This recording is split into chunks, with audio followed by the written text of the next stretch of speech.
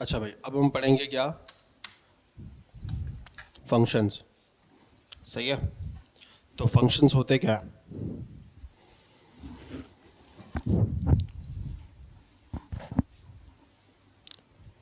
क्या होते हैं फंक्शंस?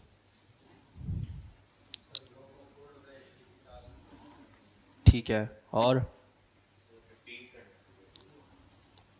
टास्क रिपीट करने के लिए। ठीक है, और कोई?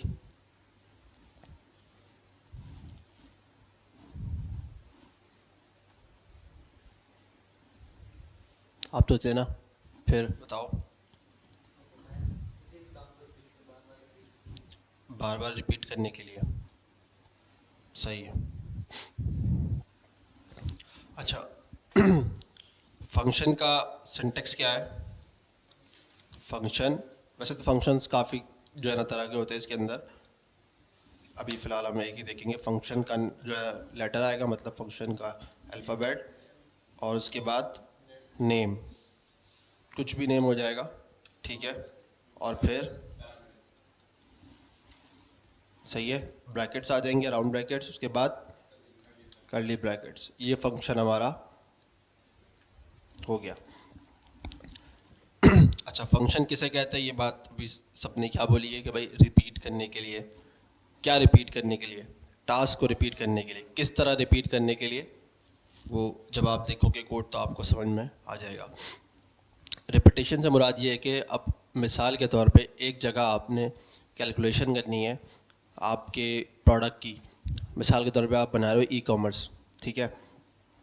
अब ई कॉमर्स में क्या आता है, कुछ सर्विस चार्जेस आ जाते हैं उसके अंदर, टैक्स आ जाता है। ठीक है, और दूसरी चीज़ आ जाती है। अब ये बार बार आप क्या करोगे, कैलकुलेट होंगी, है ना। एक प्राइस आएगी, उसकी बेस पे हर बार कैलकुलेट हो रही होगी। या डिस्काउंट का मैंने बताया कि भाई डिस्काउंट का, कि आप 5 प्रोडक्ट अगर ऐड करते हो तो आपको 10% डिस्काउंट मिलेगा। तो अब डिस्काउंट का एक यकीनन फंक्शन होगा, या बार बार हमें वो कोड लिखना पड़ेगा? कोड तो लिखना पड़ेगा ना। क्या कोड था डिस्काउंट का? नमान बताओ। हम्म। Discounted price. ठीक है, और प्राइस को मल्टीप्लाई करेंगे परसेंटेज से। ठीक है, फिर क्या करेंगे? चलो फाइनल प्राइस कर देते हैं। Final price, price minus discount. ठीक है। तो ये जो फाइनल प्राइस आएगा, ये क्या आएगा हमारे पास? एक डिस्काउंट अमाउंट आएगी। ठीक है। अब ये कोड है ना, ऐसा ही है। ये कोड है ना, एक लॉजिक कह लो, या कह लो आपका एक एल्गोरिथम है कि जो डिस्काउंट को आपके, सॉरी, एक डिस्काउंट कैलकुलेट कर रहा है आपकी प्राइस के अकॉर्डिंग।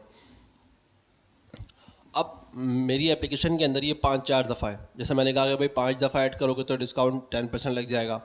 5 प्रोडक्ट ऐड करते हो, कोई स्पेसिफिक प्रोडक्ट मैंने बोला कि भाई इस प्रोडक्ट पर डिस्काउंट है।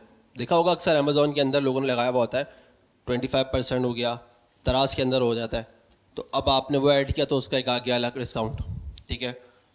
फिर एक प्रोमो कोड का मैंने बताया था, प्रोमो कोड होता है, पता है ना सबको इस चीज़ के बारे में। तो एक छोटा सा कोड होता है, वो आप डालते हो तो फिर आपको उससे रिलेटेड कोई ना कोई डिस्काउंट मिल जाता है। 200 रुपये का डिस्काउंट मिल जाता है, प्राइस में मिल जाता है, या परसेंटेज पे मिल जाता है, दोनों में से किसी एक चीज़ पे डिस्काउंट मिल जाता है।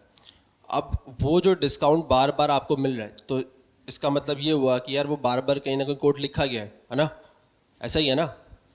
तो ये समझ लो, ये वाला डिस्काउंट का कोड है, ये आपका एल्गोरिथम है जो बार बार यूज़ हो रहा होगा, है ना।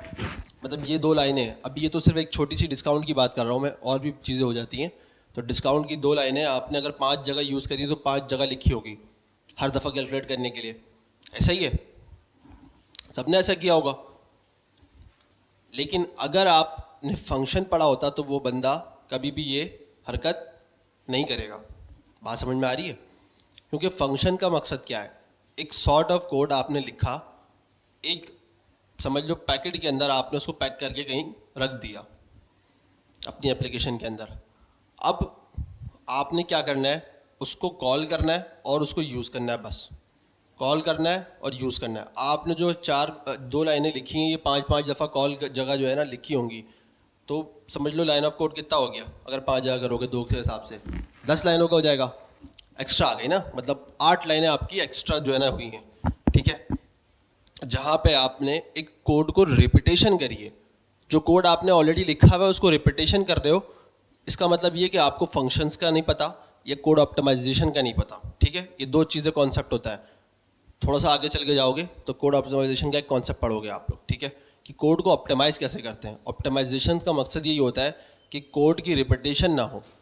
एक कोड आपने एक बार लिख दिया तो उसको दोबारा लिखने की ज़रूरत ना पड़े, उसको ऐसा बनाओ कि उसी को रीयूज़ करो। बात क्लियर हो रही है मेरी? तो फंक्शन यूज़ इसीलिए होता है कि आपका जो टास्क है, जो सेम टास्क आप परफॉर्म कर रहे हो, डिस्काउंट वाला सेम टास्क है, 5 जगह परफॉर्म करोगे और उसको क्या करोगे, 5 दफ़ा कॉल करोगे, है ना, 5 दफ़ा लिखोगे, तो उसकी जगह आप एक फंक्शन बना दो अपनी एप्लीकेशन के अंदर और एक जगह उसको लिख लो और उसको सिर्फ क्या करोगे, उसको क्या पास करोगे, आर्ग्यूमेंट्स, और उससे आप एक टास्क परफॉर्म कर लोगे, ठीक है। कैसे करेंगे वो देख लेते हैं हम।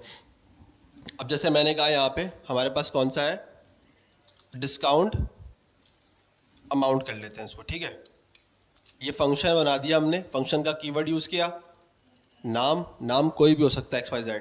सिंटेक्स क्या है इसका, राउंड ब्रैकेट्स और कर्ली ब्रैकेट्स। कर्ली ब्रैकेट्स क्यों लगाएं, ब्लॉक ऑफ कोड्स के लिए। ऐसा ही होता है ना, इफ एल्स के अंदर जो कोड है वो उसके अंदर ही रहता है, उसके बाहर तो एक्सेसिबल नहीं हो सकता। ट्राई करा है ना सबने, हमने ये सारी चीज़ें प्रैक्टिस करी हैं ऑलरेडी पीछे। तो फंक्शन को मैंने बना दिया और एक ऊपर यहाँ पे समझ लो एक कॉल करके सिर्फ एक फंक्शन बना दिया, ठीक है। अब मैंने जैसे कहा 5 जगह मुझे यूज़ करना है, ठीक है। तो अभी मेरे पास ऐसी कोई कंडीशन है नहीं, तो मैं एक काम ये करूँगा कि सिर्फ अभी एक जगह करके दिखाऊँगा आपको। इस जो मैंने लाइन ऑफ कोड है इसको कॉपी करूँगा, सॉरी पेस्ट करूँगा, और यहाँ पे सॉरी कट करके यहाँ पे पेस्ट कर दिया मैंने, सही है। अब ये जो कोड है, ये वेरिएबल्स सारे कहाँ एक्सेसिबल हैं,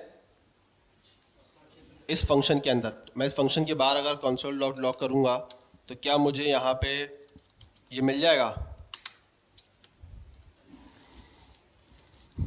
मिल जाएगा। कितने लोग कह रहे हैं मिल जाएगा, और कितने लोग कह रहे हैं कि इसमें कुछ भी नहीं आएगा। क्या आएगा इसमें, फिर इसका आंसर क्या आएगा, अनडिफाइंड। सही है, इतना तो सबको समझ में आ गया, मतलब कि अनडिफाइंड क्यों आएगा, ये भी लास्ट क्लास में मैंने डिस्कस कर लिया था, ठीक है। तो अगर मैं इसको चेक करता हूँ अभी क्या आ रहा है, रेफरेंस आ रहा है, सॉरी अनडिफाइंड नहीं आएगा क्योंकि हमने लेट यूज़ किया हुआ है, ठीक है, डिफरेंस है। अगर हम वेरिएबल यूज़ करते तो यहाँ पे अनडिफाइंड आता, ठीक है, वार सॉरी। तो हम यहाँ लेट यूज़ कर रहे हैं, और मैंने कहा था कि उसके बाद से मैंने शायद लेट ही यूज़ कराया है, या वार यूज़ कर रहे थे हम लोग लास्ट टाइम, लेट पे आ गए थे हम लोग, ठीक है। और डिफरेंस भी सबको पता चल चुका था वार, लेट और कॉन्स का। कॉन्स पे भी आहिस्ता आहिस्ता आएंगे, लेकिन अभी लेट लेके चलते हैं, ठीक है।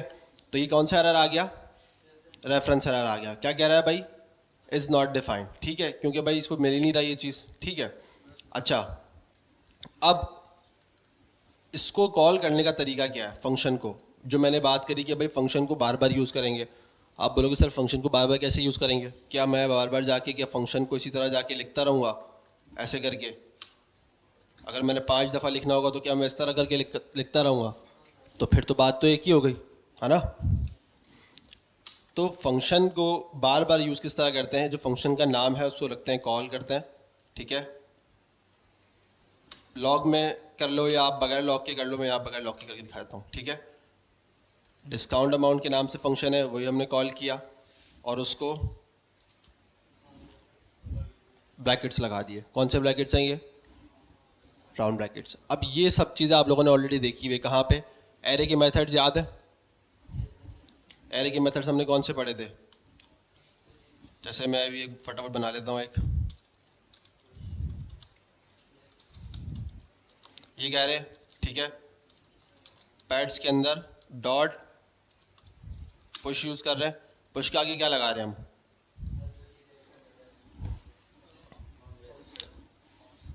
क्या लगा रहे हैं इसको, राउंड ब्रैकेट्स लगा रहे हैं ना, ठीक है। तो ये क्या है, एक फंक्शन है, किसका फंक्शन है, एरे का। मेथड कह लो, फंक्शन कह लो, सिमिलर, ऑलमोस्ट, ठीक है। तो जो पुश का मेथड है या फंक्शन है वो किसका है? एरे का। एरे का फंक्शन आपने बनाया ये? नहीं, ये कहाँ पे बना हुआ है? जावा के अंदर बिल्ट इन बना हुआ है, ठीक है। लेकिन ये है ये वही, जैसे ये बना हुआ है डिस्क का function, disc amount, sorry discount amount, ये बिल्कुल वही सिमिलर है, बस इसका नाम उन्होंने पुश रखा हुआ है, ठीक है। जावा स्क्रिप्ट वालों ने बनाया हुआ है, इसका बनाने का सिंटेक्स तरीके का डिफरेंस है, ठीक है, लेकिन है यही। तो ये क्या कर रहे हैं हम लोग? ये हम क्या कर रहे हैं? फंक्शन को कॉल कर रहे हैं, तभी हमें कुछ ना कुछ रिजल्ट मिल रहा है ना। तो यहाँ पे भी हमने क्या किया है? फंक्शन को कॉल किया है। अच्छा, ये जो पैड्स लग रहा है ये सब इसके आगे क्लासेस हैं, होती हैं पीछे के साइड पे, ऑब्जेक्ट ओरिएंटेड है थोड़ी सी, तो इसको छोड़ दो, ठीक है। आप बोलो यार सर इसको फिर हम यहाँ पे क्यों नहीं लगा सकते, एरे के आगे क्यों नहीं लगा सकते, अपने कस्टम क्यों नहीं बना सकते? कस्टम भी बना सकते हो, ठीक है, वो भी हम आगे चल के देखेंगे जब थोड़ा सा आप इस चीज़ को समझ लोगे कि कस्टम फंक्शंस कैसे बनते हैं। तो डिस्काउंट अमाउंट का हमने एक फंक्शन बनाया और उसको क्या कर दिया? कॉल, ठीक है। तो बस आपने ये करना है कि आपने जहाँ पे भी उस फंक्शन को, उस काम को परफॉर्म करना है, क्या करना है? सिर्फ उसको कॉल कर देना है। मिसाल के तौर पे मैंने एक फंक्शन बनाया हुआ था भाई, एक फंक्शन ही बनाया हुआ था मैंने, कैलकुलेट फंक्शन। कैलकुलेट किसको करना है? स्पेलिंग सही लिखी है मैंने? ये गलत आ गया। कैलकुलेट टेक्स्ट कर लेते हैं, ठीक है। एक मिसाल दे रहा हूँ मैं अभी फ़िलहाल आपको, और मुझे अगर उसमें कोई डिस्काउंट अगर डालना था तो मैं क्या करूँगा? उसी फंक्शन के अंदर डिस्काउंट को कॉल कर लूँगा। ये भी पॉसिबिलिटी है, इसको भी थोड़ा सा हम और चल के आगे देखते हैं कि ये क्या चीज़ है, किस तरह चल रहा है, ठीक है। या अगर मैंने एक इफ़ की कंडीशन बनाई हुई थी कि भाई इफ़, जो मैंने अभी आपको बताया था कि भाई क्या है, प्रोडक्ट की लेंथ कितनी हो, ज़्यादा हो कितनी, 4 से कर लेते हैं, ठीक है ना, 5 करनी है ना हमें। तो फिर हम क्या करेंगे? इस डिस्काउंट को यहाँ पे कॉल कर देंगे। क्लियर हो रही बात? मुझे डिस्काउंट अमाउंट का फंक्शन बार बार इसका कोड लिखने की नीड नहीं है, सिर्फ क्या हो रहा है?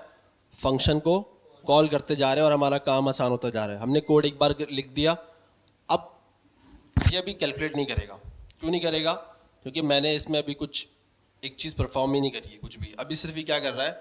चल रहा है, रन कर रहा है। अगर मैं दिखाऊं आपको तो मैं एक काम ये करता हूँ, इसमें आपको लॉक करके दिखा देता हूँ, ठीक है। फंक्शन इज रनिंग, ठीक है।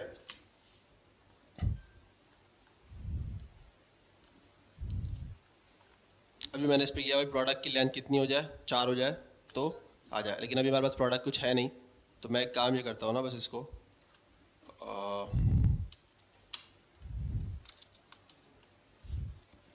एक बना लेते हैं, प्रॉम्प्ट ले लेते हैं। हाँ चलो ट्रू कर देते हैं इसको।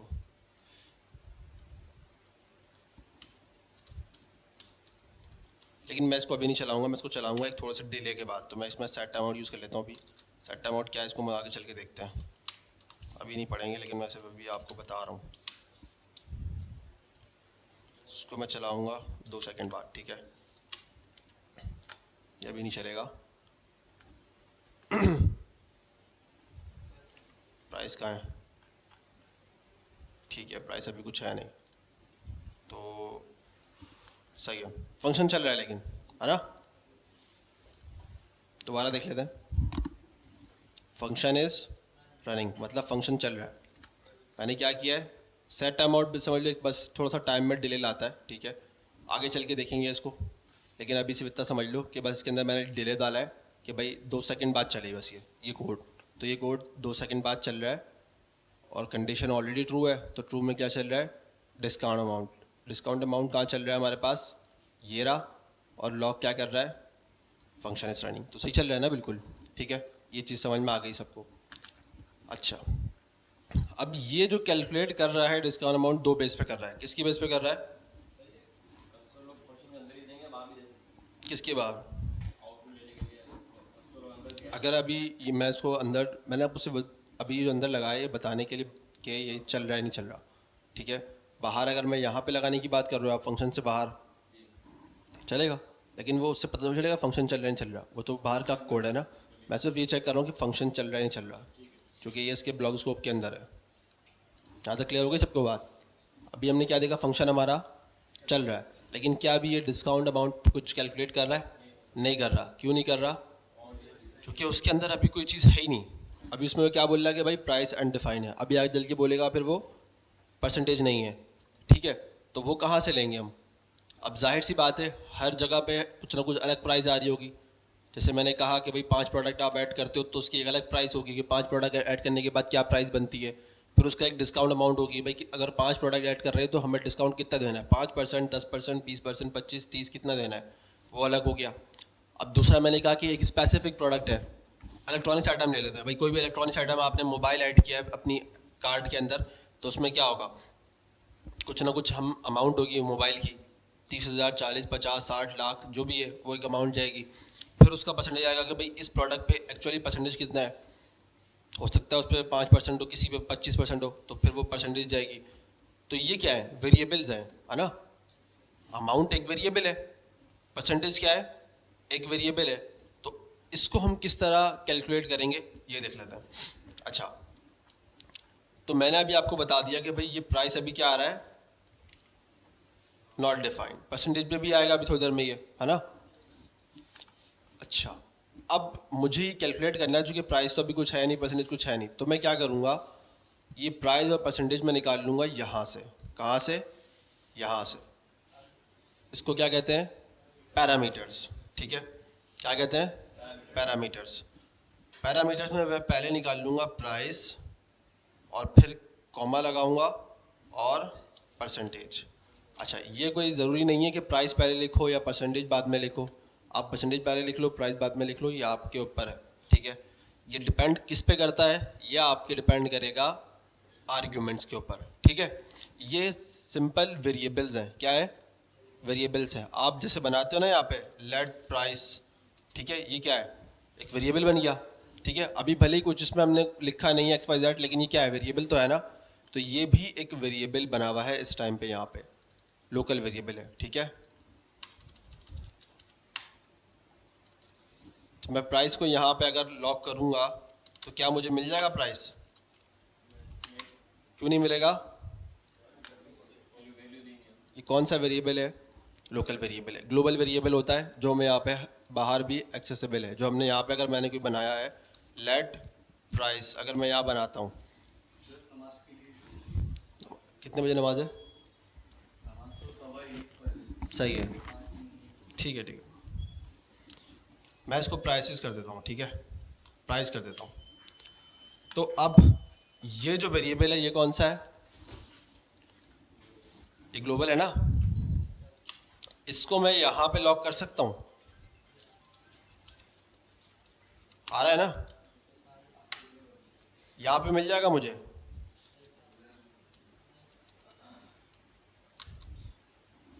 क्योंकि ये कौन सा वेरिएबल है, ग्लोबल वेरिएबल है, तो ये ब्लॉक स्कोप के अंदर भी एक्सेसिबल हो जाएगा। लेकिन जो लोकल वेरिएबल है या ब्लॉक लेवल जो है वो आपको वहाँ पे बाहर नहीं मिलेगा। ये चीज़ हम पहले ऑलरेडी देख चुके हैं। अच्छा जी, तो प्राइस यहाँ से हमने निकाल ली और परसेंटेज निकाल ली, लेकिन अभी भी क्या मुझे कुछ मिलेगा? अगर मैं एक काम ये करता हूँ, फंक्शन इस रनिंग के साथ यहाँ पे प्राइस निकाल लेता हूँ और यहाँ पे इससे पहले परसेंटेज, ठीक है, सही है। अब मैं जाऊँगा वापसी, क्या आया, अनडिफाइंड, अनडिफाइंड। क्यों? क्योंकि मैंने प्राइस और परसेंटेज अभी तक कुछ पास किया ही नहीं है ना अभी तक। तो अभी तो सिर्फ एक फंक्शन कॉल हुआ, एक वेरिएबल को हमने कॉल कर लिया। अब वेरिएबल क्या है, जब वेरिएबल फर्स्ट उसमें होगा तो फिर क्या होगा, वो अनडिफाइन ही होगा, कुछ वैल्यू नहीं है उसकी, अभी तक तो कुछ भी डिफाइन नहीं है। तो अब उसके लिए क्या करेंगे, हम आर्ग्यूमेंट पास करेंगे ताकि हमें यहाँ पे वैल्यू मिल जाए। अब वापस आते हैं अपने कोड के ऊपर, डिस्काउंट अमाउंट के ऊपर। अब मैं इस पर सिर्फ होवर करूँगा तो आप देखो फंक्शन डिस्काउंट आ रहा है, उसने ऑटोमेटिकली डिडक्ट कर लिया, चूँकि वहाँ पे मैंने पैरामीटर्स बना दिए थे। तो उसने बोला कि भाई प्राइस और परसेंटेज का कुछ है, अगर ये टाइप स्क्रिप्ट में होता तो ये एरर दे देता, ये कहता कि भाई आपने कुछ पास ही नहीं किया तो ये रन ही नहीं होगा, ठीक है। तो JS के अंदर तो ये चीज़ें एक्सेसिबल हैं, खुद ही उसने एनी करके लगा दिया, टाइप डिफाइन कर दिया एनी करके, वरना अगर आप इसको टाइप स्क्रिप्ट में करते तो ये चलता ही नहीं, एरर दे देता, ठीक है। अच्छा, अब डिस्काउंट में अगर आप देखो तो पहला मैंने क्या रखा हुआ है, प्राइस, तो मैं यहाँ पे पहले क्या डालूंगा, प्राइस डाल दूंगा। मिसाल के तौर पे मैं यहाँ पे डाल देता हूँ 30,000, ठीक है। फिर कॉमा लगाऊंगा। अब देखो प्राइस हो चुका है ऑलरेडी, अगला क्या रह गया, परसेंटेज, उसने खुद ही बता दिया। परसेंटेज कितना रख लेते हैं भाई, 0.2 रख लेते हैं, 20% रख लेते हैं, ठीक है, सही है। तो अब मैंने क्या पास कर दी, एक अमाउंट, और क्या पास कर दी, परसेंटेज। वापस आएंगे, कोड को देखेंगे तो परसेंटेज हमारे पास है और प्राइस भी है। सेव करेंगे, वापस इसको रिफ्रेश करता हूँ मैं। अब क्या आएगा, आ रहा है, क्या आ रहा है, परसेंटेज भी आ रही है और प्राइस भी आ रही है। बात क्लियर हो गई। पैरामीटर्स बना दिए थे, अगर पैरामीटर्स में आर्ग्यूमेंट्स नहीं होगा तो वो अनडिफाइंड होगा, सही है। और अगर पास कर देंगे वो डाटा मिल जाएगा। अच्छा, अभी तो हमने ये गेम कर दिया इस तरह करके कि भाई यहाँ पे हमने परसेंटेज निकाल ली, यहाँ प्राइस कर दी। अब मैं इसको थोड़ा सा उल्टा कर देता हूँ कि भाई मैं इसको कर देता हूँ कि भाई पहले यहाँ पे ये पास कर दूंगा और फिर अगले में प्राइस। तो अब क्या हो जाएगा, परसेंटेज के अंदर क्या आ गया और प्राइस के अंदर क्या आ गया। अब इतना तो इतनी तो इसमें अमाउंट ही नहीं है, वो माइनस कहाँ से करेगा, वो क्या करेगा इसके अंदर। तो ये बात समझ में आई है कि पहले हमने ऊपर क्या लिखा हुआ है, प्राइस वेरिएबल, उसके बाद क्या लिखा हुआ है, परसेंटेज। नीचे मैंने क्या गेम कर दिया, परसेंटेज पास कर दी और फिर अगले में प्राइस। ये चीज़ एक्सेप्टेबल है, बिल्कुल है, हो रहा है ना, काम तो हो रहा है ना, डाटा जा रहा है, एरर तो नहीं आ रहा ना कोई। लेकिन ये एरर ह्यूमन एरर है, या आपकी बेवकूफ़ी है, उसकी नहीं है। उसने अपना काम सही किया है जो आपने पास किया। तो आपकी बेवकूफ़ी यहाँ पे क्या है, आप देखोगे यार ऊपर मुझे जिस चीज़ की जो मैं फर्स्ट जो वहाँ से गेट कर रहा हूँ वो प्राइस है, तो मैं फर्स्ट जो पास करूँ वो भी प्राइस ही होनी चाहिए, परसेंटेज ना हो। बात क्लियर हो गई यहाँ तक, कोई सवाल। अब फिर एक काम करते हैं, नमाज के बाद इसको कंटिन्यू करते हैं, ठीक है।